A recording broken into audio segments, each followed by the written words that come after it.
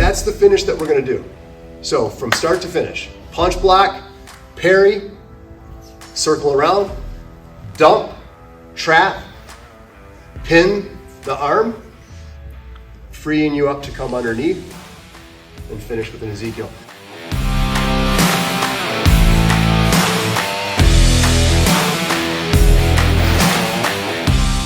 In this warm-up, phase 1 on this one, he's gonna swing with one hand, and I'm gonna brush it to the side as I cant my body to the opposite side. He's then gonna recover, swing with the other, and I'm going to move my head and body, cant to the right, and brush the arm across. I think you can see where this is gonna be going, but I just want us to get here. So again, I'm blocking and protecting, but as he comes in, I'm moving out of the way and shooting his arm across. Coming back to central, I'm moving my body away, my head out of the danger, and pushing his arm across. And we're just gonna get used to doing that kind of drill. So we're here, nice close guard, boom. And he can actually, these are kind of like crazed haymakers. He can actually kind of do a sort of a punch simulation, just be careful. And I'm gonna be dodging.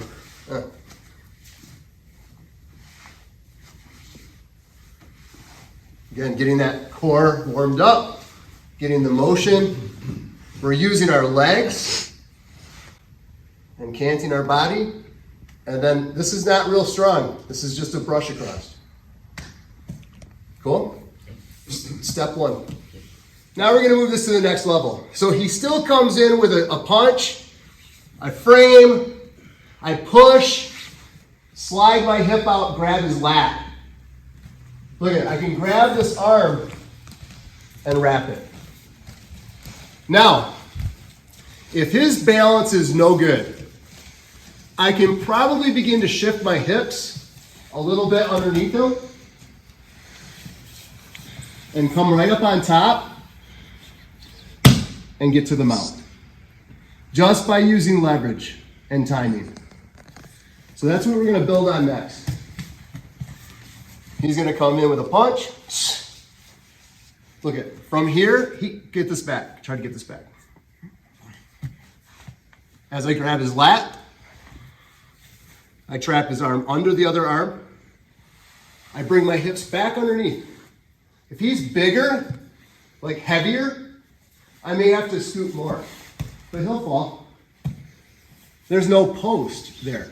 Now what I'm not showing you and kind of is invisible, and I'm being careful with his shoulder, is that I have that same arm still trapped with my rib cage. Go ahead and get that arm back, Scott. It's stuck. It's stuck with my chest pressure on his back of his arm. So he's in big trouble. Because here, I have an Ezekiel choke with no-gi. Because this came out. This is his protecting arm. This arm is trapped over here. So it's perfectly set up for us to come in and do a same side Ezekiel. But let's not go there quite yet. Let's get back to the sweep. One more time. Do you want to see it? I'm good. Okay. So one more time. We're still playing the same game. Comes in, but this frame stays. It's framing with a monkey grip. This hand can be relaxed. This should not be like this. It should just be nice and hooked so that he can't get it back. Stuck. And then look at, I crunch up, grab the lat. As I slide my hip, I guide this hand. And hold. Gift wrap. Now I can even use this arm to come up underneath. He has nothing to post and hold. Do we see another possible attack here? It's full of them. It's just full of them. But I really want us to get that nice, easy sweep. And here's the thing. I really want you to feel the balance and the leverage. We should be coming out, guiding, grabbing, and now look at. That's where our sideways strips come in. Until he dumps. The thing you'll have to remember is to get this arm out of the way. So be careful not to like pull their arm out of the socket, trying to get this arm out from underneath their back. It's not necessary. Your chest is going to be blocking that arm. So you really could probably let go. And then draw this elbow in and out of the way so it's not a chuck stopping you from rolling. And then come in tight.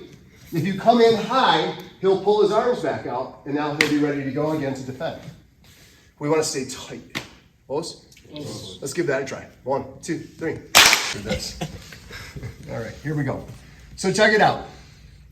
So just so that we rehearse our poem all the way through, yeah? So we're not getting watermarks. He comes in, he wants to blast me, and I go here. From here, I guide the arm. This is just one pathway, but it's the pathway we're learning today. Now, yes, could I lose my brain, be exhausted, hold my breath, and be twice his weight and jerk him over? Yeah, sure. But that doesn't feel very jiu-jitsu to me.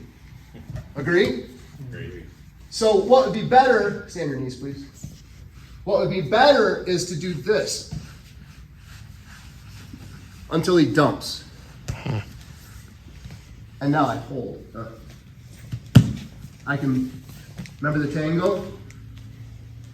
Because this is controlling so I can attack that arm if I want to. I don't really want to. But I don't want it to be a problem, so I'm going to staple it. Then go underneath, grab your bicep.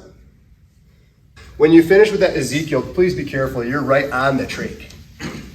You should be pushing on the carotid. That's the blood choke. We're not trying to do a trach crush. We're not trying to do a trach crush.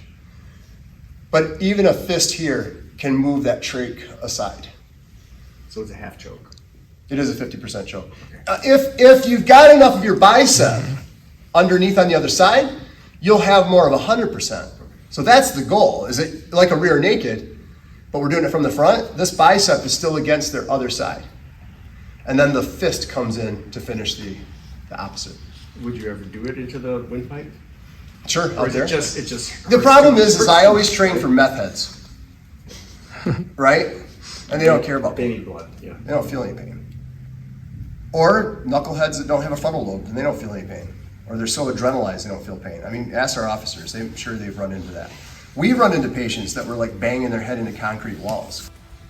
So clearly pain doesn't always motivate. And that's why I would want to do it versus a trach crush, a blood choke. Does that make sense? Mm-hmm. All right.